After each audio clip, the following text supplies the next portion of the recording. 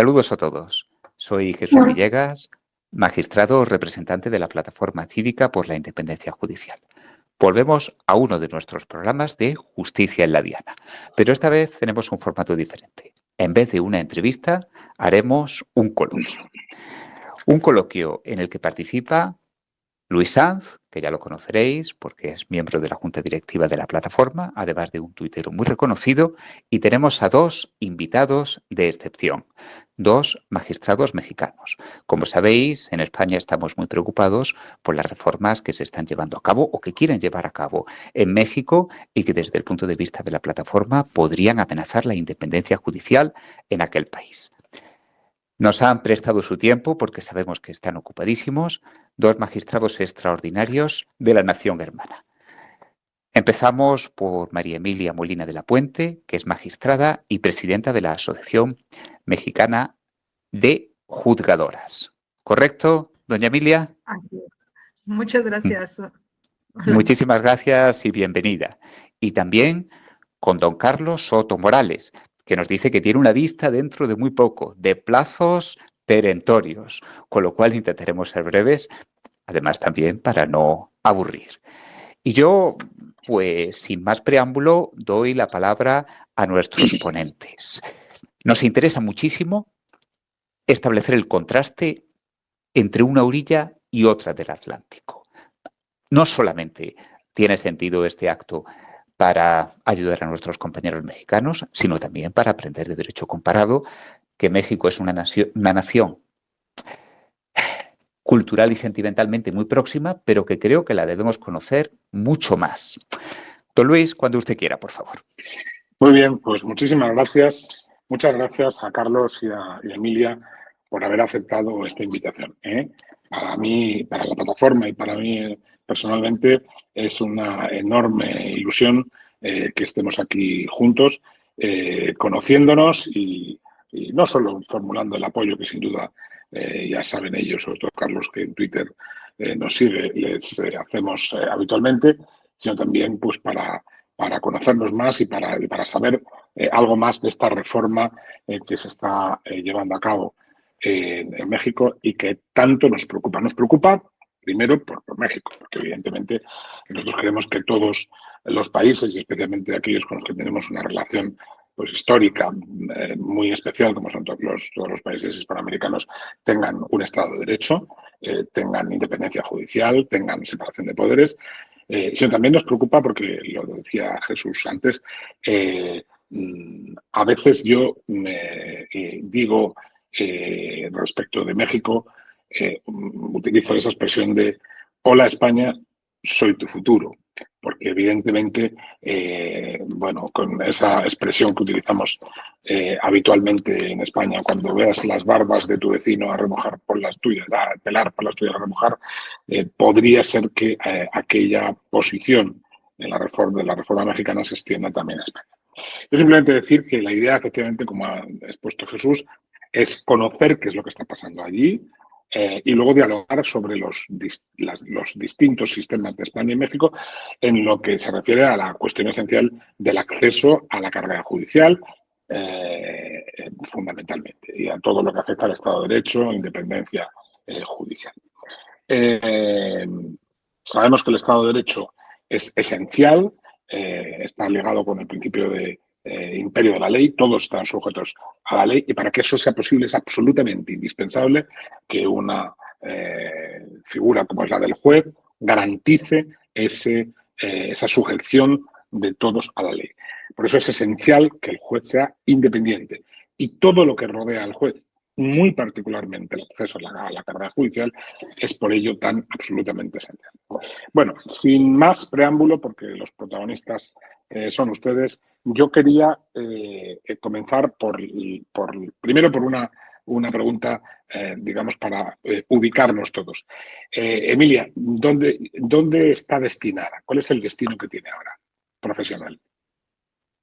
¿Yo? Sí. Pues el cese. Ya está fuera de... Ya estamos. Bueno, es que a partir de la reforma, yo, hasta en este momento soy magistrada de circuito, quiere decir que soy magistrada federal, que conozco del juicio de amparo, que es el control de constitucionalidad de los actos respecto de las personas particulares, y tenía un nombramiento que era ya definitivo, porque cuando fui vencedora del concurso de oposición para magistrada, después de los 6 años de juzgadora, me ratificaron, y eso implicaba, conforme a las leyes anteriores, que yo ya tenía un nombramiento indefinido. Creo que incluso es el mismo caso de Carlos. Y a partir de la reforma que fue publicada el 15 de septiembre de este año, todas las personas juzgadoras con nombramiento indefinido o con nombramiento por 6 años quedamos automáticamente destituidas, y con la posibilidad de tener un nuevo nombramiento a partir de una nueva forma de elección por voto popular.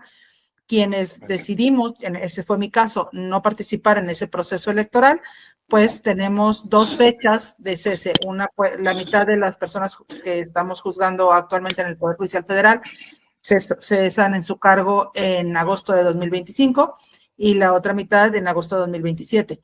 Pero finalmente digamos que mi realidad profesional en este momento es esa, que estoy cesada con una fecha, según la Constitución, la reforma constitucional, de agosto de 2027 para concluir mi encargo, aunque pudiera irme antes. Muchas gracias. Y don Carlos, ¿cuál es la situación también de cese o todavía vigente no sé por cuánto tiempo en el cargo? Sí, gracias, Luis. Yo estoy en el mismo supuesto, soy magistrado de circuito, trabajo en un tribunal colegiado del Poder Judicial Federal. Me parece que esa es una de las diferencias de México y España, ¿no? Nosotros tenemos un sistema federal, tenemos jueces federales, magistrados federales y jueces locales y magistrados locales, ¿no? Nosotros estamos en el Poder Judicial Federal, e igual yo fui cesado a partir de septiembre de 2025, ¿no? A diferencia de María Emilia, ya mi fecha de expiración es más pronta. Y sí, y hay que señalar también que no solamente nos destituyeron a los jueces federales, destituyeron a todos los jueces del país, también a los locales. Simplemente ellos se van a ir, a lo mejor en fechas distintas, porque cada estado de la República, las 32 entidades de nuestro país, tienen que hacer sus propias leyes y decidir cuándo los van a destituir. Pero la Constitución Federal dice, todos se tienen que ir a más tardar en 2027, los federales y los locales. Entonces solamente es cuestión de tiempo, ¿no? En lo que estamos esperando esto. Y digamos, territorialmente yo estoy en la ciudad de Puebla, en el estado de Puebla, que está como a 2 horas de la capital de la Ciudad de México.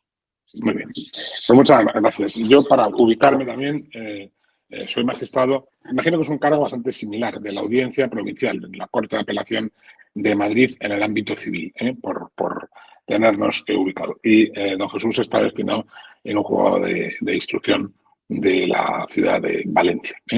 Bueno, dicho esto, vamos a empezar por, como ya hemos apuntado antes, lo que había y lo que hay. La primera pregunta es, ¿cuál era el sistema de acceso a la carrera judicial en México antes de la reforma? ¿Cómo accedía un alumno de la universidad, cómo podía llegar a ser juez en México? Carlos, si quieres. Gracias. Sí, fíjate que a partir de 1994 ya se instruyó en la ley la carrera judicial propiamente, y esta tiene varios escalafones, que empieza a ser desde oficial judicial, que es el que hace, nosotros decimos la talacha acá en México, ¿no? El llevar los expedientes, coserlos, integrar las copias, las hojas, etcétera, etcétera. Y también hace cuestiones de índole jurídica. El siguiente nivel es actuario judicial, después secretario judicial, y entre secretarios hay de diferentes niveles, ¿no? Secretario de juzgado, secretario de tribunal y secretario de la corte, y ya después sigue juez de distrito a nivel federal y magistrado de circuito. Digamos que ahí se acaba la carrera judicial, y para cada una de estas fases existe el Consejo de la Judicatura Federal, que es el órgano administrativo y de gestión aquí en México, que sigue existiendo hasta septiembre de 2025, y ante él se tenía que llevar a cabo un examen para ir subiendo a cada peldaño de la carrera judicial, ¿no? Oficial, actuario, secretario. Digamos que eran mediante exámenes, simplemente pasabas, quedabas en una lista y ya podías ser cualquiera de esos niveles. Pero para ser juez de distrito y magistrado de circuito, entonces aquí ya son por concursos de oposición. ¿Qué es lo que sucede? Se lanza una convocatoria, generalmente las convocatorias son cerradas, solamente puede participar gente del Poder Judicial porque se busca que tengan la carrera judicial, es decir, que hayan pasado por los escalones anteriores, y se lanza, por decir algo, un concurso para 10 plazas. Va a haber 10 plazas para juez de distrito o 10 plazas para magistrado, y en promedio se inscriben 1,500 personas, y de estas 1,500 personas, las 10 que tengan la calificación más alta son los que son nombrados jueces de distrito, ¿no? Entonces, ese es más o menos el panorama que teníamos hasta antes de septiembre de este año. Vale. La siguiente pregunta es, y entonces, Emilia, ¿cómo es el nuevo sistema de acceso a la carrera judicial que se propone en la reforma del 15 de septiembre de 2024? Gracias. Lo que sucede con la reforma es que ya no solamente, o sea, la carrera judicial no está tocada en los primeros puestos en la reforma constitucional, pero lo que hace es cortarla. Es decir, se puede acceder igual a oficial judicial, actuario y a secretario, que hemos de aquí aclarar que teníamos varias reformas constitucionales del 94 para acá, en los últimos 30 años, para reforzar la carrera judicial, porque era prioritario. Y bueno, con esta reforma de este año, lo que sucede es que tanto jueces de distrito como magistrados de circuito y ministros de la Suprema Corte, y todos los jueces y magistrados de los poderes judiciales locales serán electos por voto popular. Es decir, no importa si hay carrera judicial o no, cualquier persona puede ser candidata a ser electa popularmente. Se prevé los requisitos para ser candidato o candidata es ser mayor de edad, es decir, tener 18 años, tener un título de la licenciatura en Derecho, no se exige la cédula, solo el título, tener promedio de 8. Aquí voy a hacer un paréntesis, en México tenemos un problema de no regulación de las licenciaturas, entonces lo que sucede es que tenemos más de 1,500 escuelas que tienen programas para la licenciatura, digamos, sin regulación. No hay un examen para que cualquier persona que haya terminado pueda ser realmente abogada o abogado, sino que cualquier persona que termine su licenciatura en cualquier universidad puede hacerlo, y entonces tenemos mucha disparidad de programas de estudio. Hay algunas universidades que pueden dar el título en año y medio de estudio de la licenciatura, y con eso tienen el título. Bueno, entonces está el título con 8 de promedio general y 9, calificación de 9 en las materias relacionadas con el puesto. Es decir, dependiendo la especialidad de cada uno de los puestos. En el Poder Judicial de la Federación hay juzgados y tribunales que son de justicia ordinaria, pero la gran mayoría somos de control constitucional, es decir, tenemos a nuestro cargo la resolución de asuntos que tienen que ver con control constitucional, que son los juicios de amparo. Y todas esas personas, bueno, las materias que la Constitución no establece cuáles, en este momento que estamos en el proceso de selección de candidatos, cada comité de cada uno de los poderes de la Unión puso los requisitos y cuáles eran las materias que se tenían que valorar con este 9 de calificación, y 5 cartas de recomendación. Eso es lo que prevé la Constitución, 5 cartas de recomendación, y la Constitución dice que pueden ser incluso de los vecinos. Y eso es todo. Esos son los requisitos para ser jueces o magistrados o ministros de la Suprema Corte. Y esta es la forma en que ahora se elegirán. Se dice en la Constitución que debe haber campaña, pero que esa campaña no puede tener financiamiento ni público ni privado. Entonces, solo podrán hacer para algunos puestos uso de tiempos públicos, por ejemplo, para ministros sí pueden hacer uso de tiempo público, para el resto de los puestos no se puede hacer uso de tiempo público en radio ni televisión, sino hacer uso de redes sociales y, bueno, sin financiamiento, y entonces eso, además de contrasentido, pues pone en un gravísimo riesgo a las personas, no solo a las que sean candidatas, sino también, obviamente, a las usuarias, porque, pues, obviamente, los grupos fácticos de poder serán las que harán las campañas por ellos, ¿no? Entonces, y conseguirán los votos. Y eso es lo que hay. Hay dos modificaciones extras que me parecen importantes y las destacaría. Primero, que ya los nombramientos de jueces, o cualquier persona juzgadora, es hasta por 9 años. Ya no son indefinidos como lo teníamos antes. 9 años, este primer bloque será solo de 8, pero bueno, en general son de 9, y con la posibilidad de una reelección. Entonces, es todavía más complejo porque, pues obviamente, quien quiera la reelección tendrá que estar buscando durante su función la reelección. Por otro lado, las personas juzgadoras federales actualmente somos juzgadores o magistrados, lo que sea, federales, y eso implica que nos pueden dar una adscripción en cualquier parte de la República, precisamente por ser federales. Decía Carlos, él está en Puebla, yo ahora estoy en Ciudad de México, pero antes estuve en Sinaloa, y antes en Coahuila, y antes en Jalisco. Entonces, eso implicaba que en cualquier momento, ya fuera por necesidades del servicio o por cuestiones de seguridad, podían hacer un cambio de adscripción. Hoy por hoy, lo que prevé la Constitución es que los candidatos y las personas que ya estén en funciones solo pueden ser en un circuito, es decir, en una entidad federativa, y no se pueden mover, salvo por una sanción disciplinaria, a otros circuitos. Es decir, por cuestiones, por ejemplo, de seguridad, no se pueden mover, pero además, bueno, eso necesariamente implicará hacer ciertas negociaciones con grupos fácticos de poder, pues para poder obtener la votación requerida tanto en la primera etapa como en una posible reelección. Eso es lo que está ahora en la Constitución. Estas reformas, que las veo de un calado, bueno, Jesús y yo que estamos asistiendo perplejos a esto que estamos oyendo. Horrorizados. Y horrorizados, que algún día ocurra en España igual.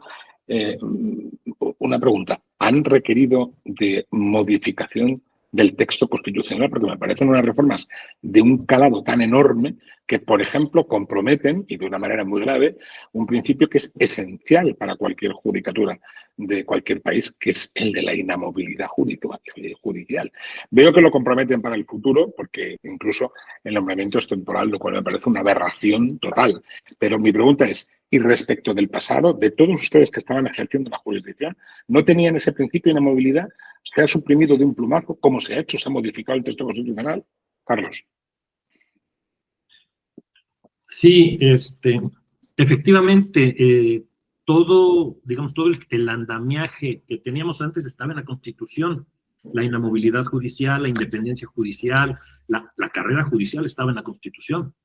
Pero esta reforma del 15 de septiembre de este año implicó eso, reformar 15, 20 artículos de la Constitución Federal y una parte de transitorios que si ustedes los leen, pues están detallando de manera cómo va a ser esto. Entonces, se necesitó cambiar la Constitución, y ese es un problema que tenemos ahorita, porque nosotros estamos como ciudadanos, estamos impugnando estas reformas, pero tenemos entonces aquí el gran dilema que es un gran debate que hay aquí en México. ¿Se puede ejercer control de constitucionalidad de las reformas constitucionales?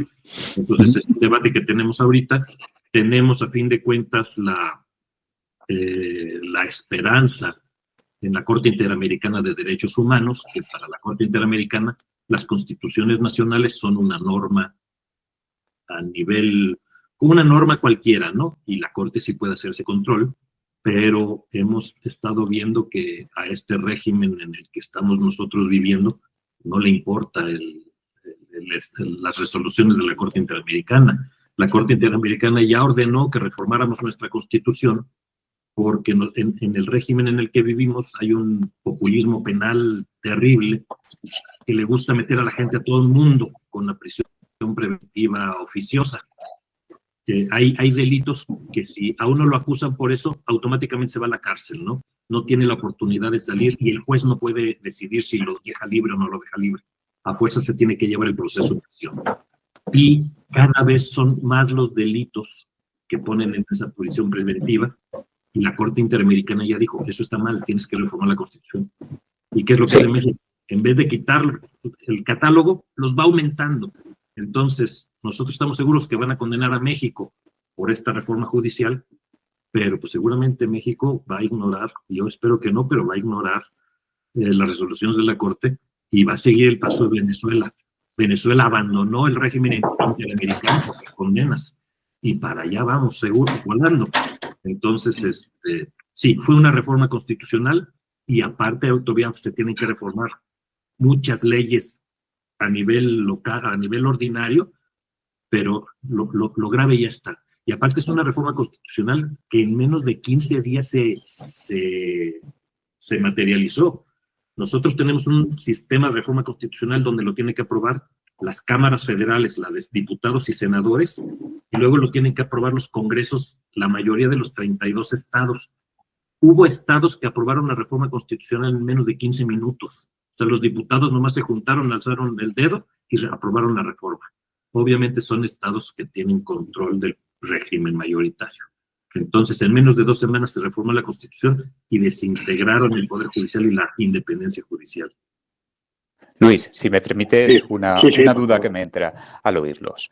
2 cosas. La primera de ellas, entonces, imagino que la Constitución mexicana, a diferencia de lo que ocurre con la alemana, por ejemplo, no tiene cláusulas de intangibilidad, es decir, determinados preceptos que no son susceptibles de reforma. En teoría, como la española, cualquier norma de rango constitucional puede ser modificada. Eso es lo primero. Y lo segundo, que me preocupa muchísimo, estoy seguro que a Luis también, es cómo quedan ustedes a nivel profesional una vez que se haya consumado la reforma. Quiero decir, porque ustedes tendrán que vivir, necesitan un sueldo, un salario, una seguridad social, que pasarán a la calle, pierden su empleo. Eso me produce muchísima inquietud. Emilia, si es usted tan amable, por favor. Sí, gracias. Bueno, sí, no tenemos identificadas en el texto constitucional las llamadas cláusulas pétreas, pero, bueno, tenemos toda la discusión doctrinal de si se puede modificar a través solo del poder reformador este tipo de situaciones de que conforman el Estado mexicano. El gran problema es que no solo se destruye la independencia judicial, sino que de hecho lo que se ha destruido es todo el Estado de Derecho. Todo el proceso de reforma constitucional, tuvimos juicios de amparo, que es como un habeas corpus, más o menos, con suspensiones, medidas cautelares, que se estaban dictando por diferentes jueces, y se violaron más de 250 medidas cautelares. Pero además, desde la conferencia de todos los días tanto del presidente anterior como de la presidenta actual, como desde las presidencias de ambas cámaras del Congreso de la Unión, no solo se dijo que no se iban a cumplir las medidas cautelares, que no se iba a cumplir ninguna resolución, sino que se obligaba o se le decía a todos los funcionarios que tuvieran relación con esta reforma que no acataran las resoluciones judiciales, y se abrieron juicios políticos, solicitudes de juicios políticos para todos los jueces que dictaron esas resoluciones. Hoy acaba de salir una nueva nota donde dicen que tienen pendientes de resolver eso, los juicios políticos, y además se hicieron denuncias ante las fiscalías contra los jueces que dictaron las medidas cautelares, obviamente con un evidente afán de amedrentamiento.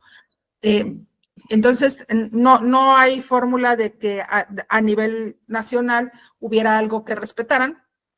Tuvimos la posibilidad de que la Suprema Corte revisara, no se logró los votos necesarios para pasar del tema de procedencia, y entonces el gran punto es que antes incluso de que la Suprema Corte resolviera o que sesionara, dijeron que no importaba lo que dijera la Suprema Corte, no lo iban a cumplir.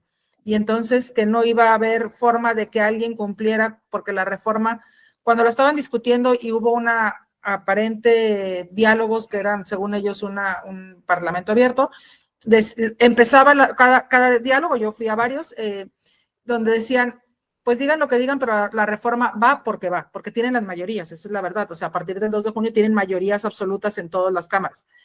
Y luego, ahora cuando hay suspensiones o iba a haber resoluciones de la Suprema Corte, todavía no quedan algunos medios nacionales, dicen, no nos importan las resoluciones judiciales porque la reforma se implementa porque se implementa. Y la reforma se va a hacer porque se va a hacer. Y pasa lo mismo con la Corte Interamericana o con los comités de la ONU. Simplemente han dicho que no tiene por qué haber injerencismo de cualquier autoridad extranjera. No sé qué entienden por eso, pero bueno, finalmente hubo un intento porque esta reforma es parte, y eso también es importante, es parte de una serie de reformas. No solo es la reforma al Poder Judicial, y eso es lo más grave. Ahí está la reforma que se refería a Carlos respecto de la prisión preventiva oficiosa, de ampliar el catálogo en franco desacato de 2 resoluciones de la Corte Interamericana contra el Estado mexicano, pero además tenemos otra reforma que ya vigente, donde la Guardia Nacional, que era policía civil, la ponen bajo el mando del ejército, pero con funciones de fiscalía. Entonces, ahora la investigación de delitos también la tiene parte del ejército. Y por otro lado, tenemos una reforma que está en estos momentos ya por salir, que es para la desaparición de todos los organismos autónomos del país, empezando, por supuesto, a lo mejor el más grave, el INAI, que es el que nos da la información pública. Lo desaparecen también. Y ¿qué otra tenemos? Porque es que todos los días nos levantamos con una reforma diferente, entonces, perdón, pero si se me va alguna, porque creo que son ahorita las más graves que tenemos. Y bueno, ¿qué pasa con nosotros? Pues nos quedamos sin el trabajo. Prácticamente somos 1,700 personas juzgadoras a nivel federal y 5,000 a nivel local. Todas nos quedamos pues fuera, a menos que participemos en la elección, pero aún participando en la elección, lo máximo que podríamos lograr, si es que ganáramos, serían 9 años más de nombramiento. De todas maneras nos quedaríamos sin trabajo en algún momento, pues, pero no tenemos, por supuesto, un tema de indemnización o algo parecido. Por ahí en la Constitución pusieron que si perdemos las elecciones o si declinamos y no participamos, nos dan un pago extra, pero ni siquiera le llaman indemnizaciones, así como un pago que es como si fuera un despido injustificado, algo parecido, pero que no atiende a la carrera judicial. Casi todos los que estamos a nivel federal tenemos más de 20 años de carrera judicial, en mi caso porque tengo casi 30 años de carrera judicial, por supuesto con un plan de vida pues, que no solo fue desde hace 30 años, sino que era para toda la vida. Y así estamos prácticamente todos. Hay un impedimento legal además para trabajar como abogados postulantes, entonces logró por ahí una modificación para que podamos litigar, pero en otros estados, no donde hemos estado como juzgadores, lo cual es todavía más complicado porque hay que cambiar de residencia, y que además, bueno, es que si nuestro plan de vida hubiera sido ser postulantes, seríamos postulantes, ¿no? Entonces, no seríamos personas juzgadoras. Pero bueno, ¿qué va a pasar? Bueno, realmente creo que no lo tenemos todavía muy claro nadie, porque estamos cesados, pero además en funciones, pero además, como Carlos que tiene ahorita la sesión, tenemos que seguir, incluso los que quedamos para 2027, lo que pretenden es que nos quedemos hasta 2027, sabiendo que estamos cesados, trabajando, y además nos han dicho que para enseñarle a todos los nuevos que van a llegar sin saber nada. Entonces, la verdad es que yo coincido totalmente con Carlos. Esto pasó en 1997 en Venezuela. La reforma de Hugo Chávez en el 97 fue prácticamente igual a esta. Y si hoy hablamos, en Madrid hay varios jueces en el exilio de Venezuela. Si hoy hablamos con ellos dicen, justo en Venezuela, hoy por hoy, no hay una sola persona, no solo juzgadores, ni una sola persona que tenga carrera judicial en Venezuela. Entonces, claro, lo que se pretende es eso, un poder judicial al que se le pueda cooptar, porque además hay otra figura incluida en la reforma, perdón que me extienda, pero es como un rompecabezas que si lo armamos es cuando se ve lo terrorífico. Se incluye un tribunal de disciplina, el tribunal de disciplina que también va a ser electo en estas próximas elecciones de junio, integrado por 5 magistrados, obviamente no de carrera judicial, sino de elección popular. Este tribunal de disciplina tiene funciones de investigación, de sanción en primera instancia y de revisión, o sea, el mismo tribunal, las 3 cosas, respecto de cualquier persona del Poder Judicial, específicamente, pues, por supuesto, quienes son juzgadores o juzgadoras, y podrán sancionar revisando incluso criterios. O sea, no solamente unas cuestiones objetivas, sino que es tan amplio, tan ambiguo las facultades, que prácticamente lo que han dicho ellos es quien dé resoluciones que pongan en dificultades a la transformación, como le dicen ellos al régimen, esos serán los jueces que podrán ser sancionados desde el punto administrativo, con incluso cese, pero también penal por el mismo Tribunal de Disciplina. Entonces, claro, sería estar trabajando de manera permanente con una guillotina aquí, por si no le gusta al Tribunal de Disciplina que formará parte del régimen, y con los candidatos que están registrados tenemos una clara idea de más o menos de por dónde va, y habrá que ver quiénes son los que salen electos, pero que el régimen a través del Tribunal de Disciplina estará presionando a todos los jueces respecto de qué tipo de criterio tendrán que obtener. Entonces ese es, digamos, el panorama que tenemos hoy por hoy en la función judicial. Pues sencillamente es mucho peor de lo que yo esperaba. No doy crédito. Don Luis, cuando usted quiera, por favor. Dos cosas más. Ahora, cuando consigamos salir del shock, porque yo también no pensé que era tan grave como lo están exponiendo.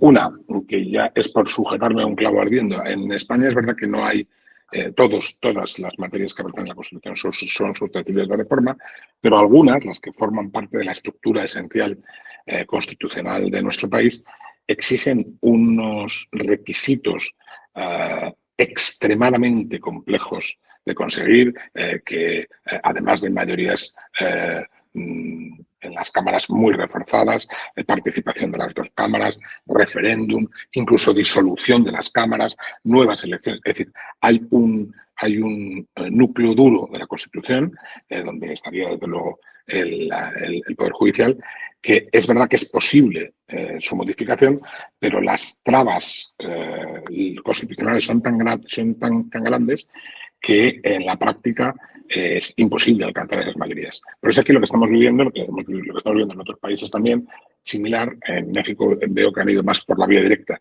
es horadar la Constitución a través de leyes. Es decir, eludir un procedimiento de reforma constitucional riguroso, y bueno, pues a través de leyes. La pregunta que hago es la siguiente. Sí, hemos hablado de mayorías absolutas, pero Carlos, solo una simple, lo digo con ironía, una simple mayoría absoluta, es decir, no una mayoría reforzada de 2/3, de 3/5, ni por supuesto referéndum, ni otra serie de requisitos, son exigibles para la reforma constitucional. O sea, solamente una simple mayoría absoluta puede modificar el texto constitucional en México. La Constitución prevé un procedimiento dificultado, no es como cualquier ley. Se requieren las 2/3 partes de votos en la Cámara de Diputados y la Cámara de Senadores, las federales. 2/3 partes. Entonces ahí hay una votación calificada. Y luego lo tienen que autorizar los congresos de 17 estados. ¿El problema cuál es? En las elecciones de junio de este año, el partido en el poder tuvo aproximadamente el 50 y tantos por ciento de los votos nacionales de todo el país. Y si esto tú lo trasladas a Cámara de Diputados o Cámara de Senadores, pues sería más o menos lo mismo. Tendrían el 60% de los legisladores. No les alcanzarían las 2/3 partes. Sin embargo, pues esto fue parte de la maquinaria y en donde desafortunadamente el Tribunal Electoral del Poder Judicial Federal está metido en el régimen y mediante una serie de triquiñuelas artificiosas, este 60% que tuvieron en las votaciones lo subieron al 70 y tantos por ciento en la Cámara de Diputados y les faltaba un poquitito en la Cámara de Senadores. Les faltaban 5 senadores y no tenían la mayoría. ¿Qué es lo que pasó? Senadores de oposición se pasaron al régimen. Entonces, eran de oposición, dijeron, ahora vamos a hacer. A un senador, al papá de un senador del norte lo metieron en la cárcel, entonces el senador ya no pudo venir el día de la sesión. Otros que el mismo día habían dicho que iban a votar, los cooptaron para que votaran a favor de la reforma judicial. Entonces, fueron, digamos, artimañas políticas para obtener una mayoría artificial convalidada por el Tribunal Electoral del Poder Judicial, que es parte del régimen, o sea, ya está cooptado. Y es lo que les digo, en menos de 2 días, los 17 congresos locales aprobaron la reforma constitucional. Algunos en cuestión de minutos, solamente se juntaron y aparte en la madrugada, para que no fuera la gente a protestar. Entonces se encerraron en la Cámara de Diputados de los estados y en unos minutos aprobaron la reforma. Entonces, en teoría es un procedimiento dificultado, pero cuando tienes todo el sistema cooptado, pues resulta ser demasiado fácil. Y entonces ahorita ya no tienen control, están reformando lo que se les antoje, ¿no? Por esta mayoría artificial que les dio primero el Instituto Nacional Electoral, que organiza las elecciones, y luego el Tribunal Electoral, que convalidó todas esas mayorías artificiales. Por eso aquí en España, ¿verdad, Jesús? Lo hemos dicho tú y yo muchas veces, estamos muy asustados porque, aunque estamos en un estadio bastante previo al que están ustedes, pero hay cosas que nos suenan.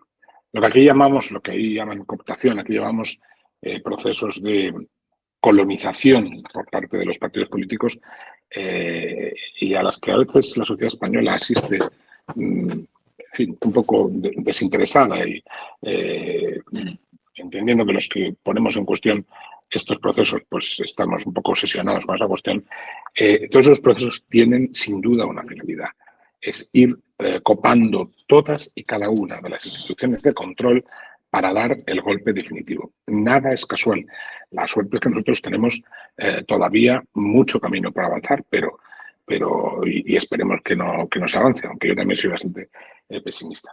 Una cuestión que iba a decir, un poco a la desesperada. Ya hemos hablado de ello, ¿no? Pero concretando más, ¿qué recursos o qué remedios constitucionales o legales, nacionales o internacionales pueden utilizarse frente a este disparate? ¿Cuáles se han utilizado hasta ahora y con qué resultado? Emilia, por ejemplo. Emilia. No se oye, Emilia. Micrófono. Perdone. Nada, sí. Es que le estaba primero diciendo a Carlos que sí quería, pero a nivel nacional hemos usado todos los recursos constitucionales previstos. El gran problema ha sido estos discursos falaces, de los que tenemos 6 años continuos todos los días con estos discursos.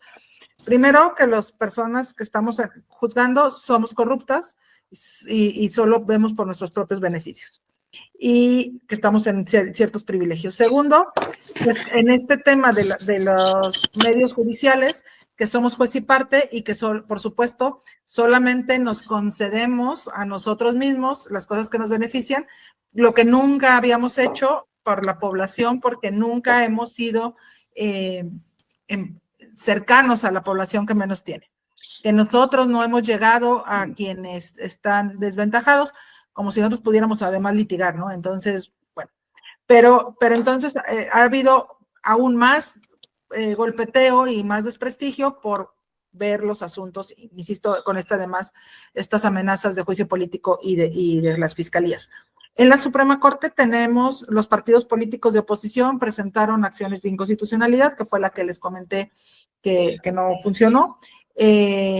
Hay otros 2 medios que están ahí pendientes, una controversia. La controversia la sobreseyeron una, pero hay por ahí algunas otras. Hay una consulta que se hizo, digamos, sin un trámite, no está previsto el trámite específico en ninguna legislación, pero la Suprema Corte por mayoría decidió que sí le iba a dar trámite.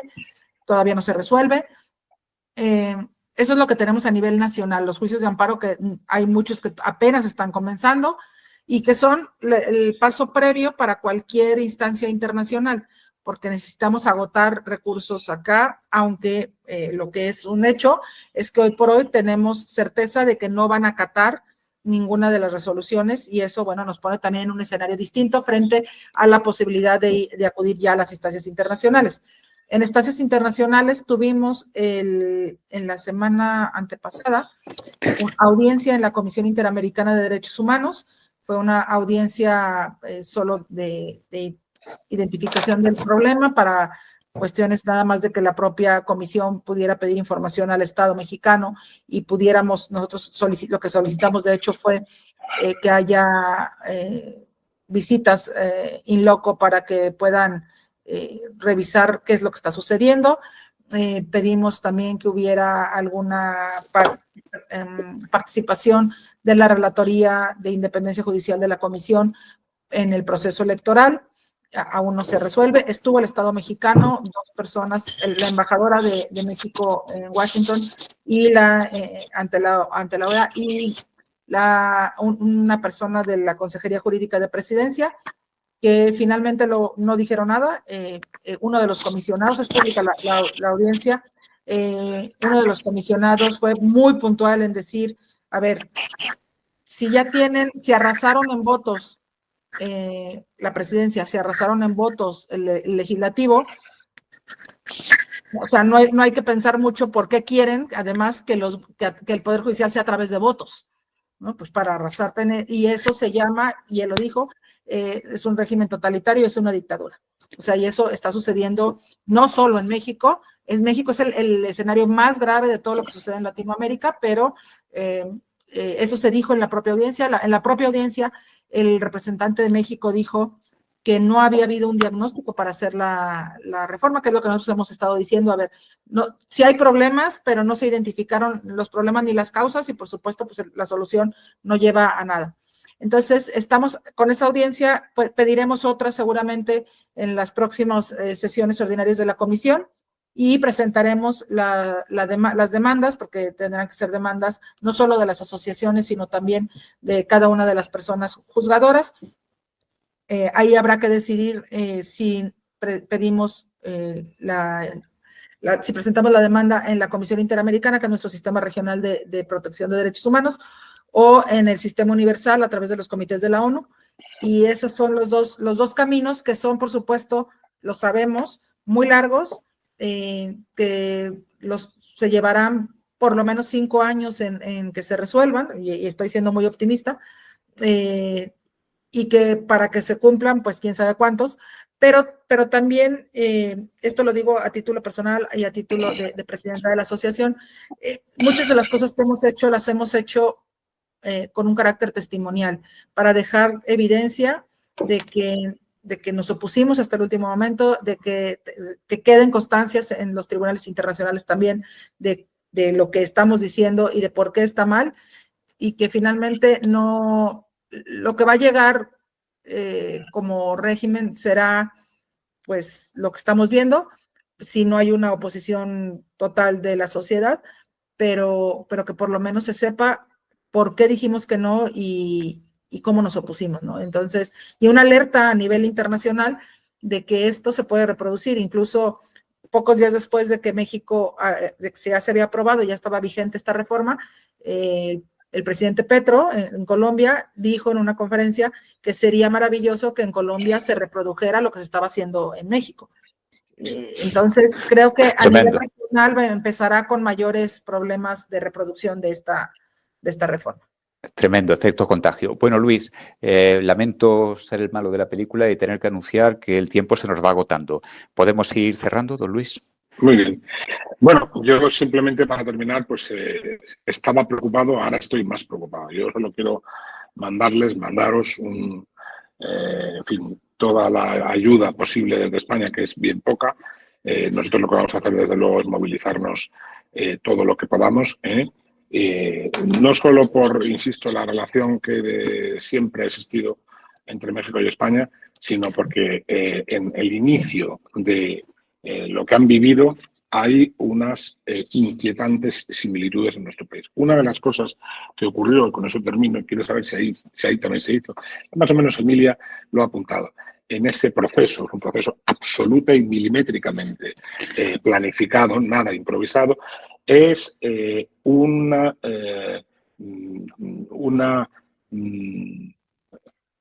conocida y preparada campaña de difamación de... Eso es. Es decir, en nuestro caso, lo que se dice, lo que se ha dicho, lo que se dice, por una parte de la clase política, pequeña pero relevante, porque forma parte de la mayoría gubernamental, por lo tanto es pequeña pero relevante, es los jueces son todos de extrema derecha o muy conservadores, los jueces son todos ricos y poderosos, los jueces son todos hijos de jueces, los jueces son todos machistas. El 80% de la carrera judicial española está conformada por mujeres. Todas estas falsedades absolutamente evidentes, sin embargo, yo, verdad, Jesús, que me lo has oído decir muchas veces, no son casuales. Es un proceso que trata de deslegitimar un poder para luego cambiarlo. ¿Eso se vivió también en México? Si me permiten, no, y lo vivimos tal cual. Esto empezó en 2018, el sexenio anterior con el presidente Andrés Manuel López Obrador, y empezaba a ser de manera genérica al principio, como dices, ¿no? Todos los jueces son corruptos, todos los jueces son neoliberales, hay lo mismo, hay gran nepotismo porque los jueces son hijos de jueces e hijos de magistrados, tal cual. A partir de los 2 últimos años comenzó a arreciar el ataque, porque ya no era genérico y gremial, sino ya decían, el juez Carlos resolvió esto en contra del pueblo, en sus mañaneras, en sus conferencias matutinas, y ponían la foto y dice, y está en este tribunal, y la jueza Pedrita liberó a un delincuente muy peligroso, ¿no? Nunca decía que el delincuente no había cometido el delito, que lo torturaron. Se eliminaban esos pequeños datos. En el último año del sexenio, veíamos que ya no lo hacía el presidente, sino lo hacía un militar, el que hacía las acusaciones. Era un militar vestido de civil, pero era militar. Y empezaba, y todos los días, este juez resolvió esto en contra del pueblo, este juez resolvió esto, nombre, apellido y el lugar donde estaba. Entonces, el desprestigio fue absoluto, y como dices tú, o sea, parece que los calcan de estos regímenes autoritarios el uno del otro. Y lo último, ¿han contado con apoyo dentro de la carrera? También es una cosa que me interesa mucho. Es decir, algunos jueces mexicanos han participado en ese proceso, en todo el proceso, en el proceso de difamación y en la propia, y apoyando la reforma, o la judicatura mexicana está claramente posicionada en contra de la reforma.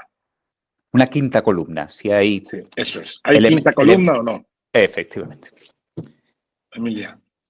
En la primera parte es que es complejo, pero la primera parte del sexenio donde nos difamaban, la verdad es que la judicatura estuvo bastante callada. Pero voy a acotar algo. Antes de los últimos 2, los anteriores 4, estuvo un presidente de la Suprema Corte, que dicho por el presidente de la República, que era el ministro Saldívar, dicho por el presidente de la República, el presidente de la República levantaba el teléfono, le hablaba al presidente de la Corte y el presidente de la Corte le daba la instrucción al juez para que resolviera como quisiera. Eso lo dijo el presidente de la República una mañana. Y por ahí hay datos que pudieran darnos una idea de que sí podía suceder eso. Pero después de que cambia la presidencia de la Corte, la ministra Norma ya no acepta estas llamadas, dicho también por el presidente, y entonces, como ya no había forma de controlar a ningún juez dándole línea, pues entonces empieza a incrementarse, es decir, no fue casual que se incrementaran las agresiones desde esta conferencia mañanera, como le dicen, pero además de eso, ya no solo era decirlo de vez en cuando, sino que hubo una parte con dinero público, una parte específica, una sección de la mañanera que se refería exclusivamente a jueces corruptos. Y entonces, yo les he dicho públicamente en entrevistas y demás, es que no se liberan delincuentes, no se puede liberar a alguien y decirle que es delincuente cuando no hay sentencia, hay un principio de presunción de inocencia. Y han dicho públicamente que lo peor que le ha pasado a este país es el principio de presunción de inocencia.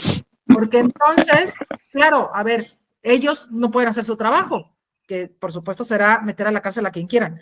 Entonces, claro, como son temas tan complicados, la propia iniciativa de la reforma al Poder Judicial dice que las personas que no entienden el sistema de justicia y lo técnico de la judicatura no están de acuerdo con la judicatura. No, pues sí, o sea, claro, pues si no lo entienden, claro, perversamente se puede manejar la información la única ventaja que tenemos al día de hoy de lo que pasó en la Comisión Interamericana es que el Estado mexicano reconoció lo que hemos dicho. No hay una identificación. Claro, los problemas los reconocemos todos. Necesitábamos una reforma judicial, sí, pero también de justicia. Es decir, donde estuvieran las fiscalías en México no forman parte del Poder Judicial, donde estuvieran involucradas las defensorías, donde estuvieran involucradas las comisiones de víctimas, etcétera, para que pudiera haber una reforma realmente estructural a un sistema de justicia que está fallando sin lugar a dudas. Porque además somos, a nivel federal, 1.3 personas juzgadoras por cada 100,000 habitantes. Y si juntamos federales y locales, aunque tengamos competencias muy distintas, somos menos de 5 por cada 100,000 habitantes. Entonces, claro, la justicia es muy tardada porque no hay presupuesto para abrir más órganos jurisdiccionales. Y entonces, como no se quiso identificar los problemas y sus causas, la solución maravillosa es todos por voto, todos afuera porque estos no sirven y vamos que el pueblo, como lo dicen ellos, el pueblo bueno y el pueblo sabio elija a las personas juzgadoras y eso será como una garantía de que ahora sí va a funcionar el sistema de justicia. Entonces, claro, estas falacias lo que han hecho es destruirnos. Las asociaciones hemos sido muy enfáticas, hemos estado permanentemente en contra de la reforma, el Poder Judicial, también las personas trabajadoras que no son juzgadores y juzgadoras, estuvimos en las calles, estuvimos incluso en paro en contra de la reforma. Hoy por hoy que ya está implementada, la verdad es que ha habido un poco de desbandada, que en algunos momentos se ha sentido como traiciones, pero lo cierto es que seguimos un grupo muy importante en contra de la reforma y por supuesto, aun cuando estemos fuera del Poder Judicial, yo lo digo también en forma personal, pero sé que lo digo por muchos de mis compañeras y compañeros, estaremos en contra y seguiremos siendo voces que hablarán por la independencia judicial y que estaremos a pendiente de lo que esté pasando. Bueno, Miguel, yo cierro Luis, con tu y ya permiso, le dejo a Jesús cerrar de todo simplemente para despedirme. Perfecto. ¿Me permites, Jesús? Sí. Para decir que me he quedado muy impactado con lo que he oído y para mandaros, compañeros, Exacto. el abrazo fraternal desde España y todo el apoyo que podamos, que no será mucho, pero desde luego este acto va a oírse por todos los rincones de España, de eso nos vamos a encargar Jesús y yo. Un abrazo muy fuerte, Carlos y Emilia. Pues muchísimas gracias. Cerramos el acto, nos despedimos. Pues como resumen, como una síntesis apretada, me gustaría destacar algunas expresiones tremendamente afortunadas que se han puesto ahora sobre la mesa. He tomado nota de triquiñuelas artificiosas, artimañas políticas y mayorías artificiales. Difícilmente explicarlo también. Y me ha sorprendido mucho que se haya dicho que la actuación de los jueces mexicanos tiene una función testimonial. Ya nos gustaría a nosotros que no fuera simplemente testimonial, sino que fuese efectiva para que las cosas cambiasen. Comparando con España, me llama la atención lo acertado que ha estado don Luis cuando ha dicho que en nuestro país nos encontramos ante un proceso de vaciado constitucional. Se deja la cáscara de la Constitución, pero sin embargo el contenido se va succionando hasta que se termine siendo algo hueco. ¿Cuál es la diferencia que yo veo entre España y México y que hace que nosotros podamos ser más optimistas? Ustedes tienen como sistema de garantía supranacional la Corte Interamericana de Derechos Humanos, pero nosotros tenemos la Unión Europea y el Tribunal Europeo de Derechos Humanos. Y en lo que concierne a la Unión Europea, ellos tienen un instrumento muy poderoso para que los países no violen los derechos humanos, y es que pueden restringir las ayudas, el fondo de dineros, el fondo de subvenciones que dan a los países de la Unión Europea. Y eso es un instrumento muy poderoso, son razones muy convincentes para no desafiar a la autoridad europea, sencillamente porque cortan el grifo económico. La plataforma que nosotros representamos, pues ya ha acudido en varias ocasiones a las instancias europeas. Lamento muchísimo que no haya podido estar aquí Saúl Cepeda, que es un abogado de la plataforma, profundo conocedor de la realidad mexicana, pero como abogado que es, estaba atendiendo ahora a un detenido, a una persona que estaba arrestada, con lo cual, como ustedes comprenderán, tiene que atender primero sus deberes profesionales. Pero a mí me gustaría decirles, en la línea de lo que acaba de comentar Luis, que no nos gustaría que esto se quedase aquí. Les ofrecemos la ayuda. Nosotros, nuestros medios que tenemos como Plataforma por la Independencia Judicial, como Asociación por la Despolitización de la Justicia Española, serán muchos o pocos, pero a su servicio los tienen. Y ya les digo que nosotros tenemos una página web. Si quieren publicar algo allí, si quieren mandar material, si quieren que su voz se difunda en España a través de nuestra página web, a su disposición está. Terminamos. Espero que nos veamos dentro de poco y que sea para comentar noticias buenas y que para que este tono pesimista que tengamos ahora se haya transformado en optimista y nos puedan decir que han conseguido triunfar en esta lucha que al fin y al cabo no es sino por la justicia.